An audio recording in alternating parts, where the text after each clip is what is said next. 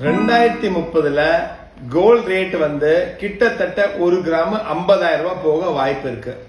அப்படி இருக்க சூழ்நிலையில நிறைய பேர் வந்து இந்த ஒரு குவாலிட்டியே பார்க்காம, சரியான ஒரு ஜிஎஸ்டி பில் வாங்காம, ஹெச்ஓஐடி செக் பண்ணாம, ஸ்டோன் வெயிட் லெஸ் பண்ணாங்களோ கூட பார்க்காம கம்மியான வேஸ்டேஜ் எங்க பக்கத்துல ஒருத்தர் கொடுக்குறாரு, எனக்கு தெரிஞ்சவர் ரொம்ப வருஷமா அங்கதான் வாங்குறோம், எனக்கு வந்து அவர் வேஸ்டேஜே போட மாட்டாரு, அப்படியே கொடுத்துருவாரு, அப்படியே வாங்குற வேஸ்டேஜ் அப்படியே வச்சு கொடுத்துருவாரு, அப்புறம் வந்து ஜிஎஸ்டியே போட மாட்டாரு, இந்த மாதிரி ஏமாந்து போய் நகை வாங்குறதெல்லாம் ஸ்டாப் பண்ணுங்க.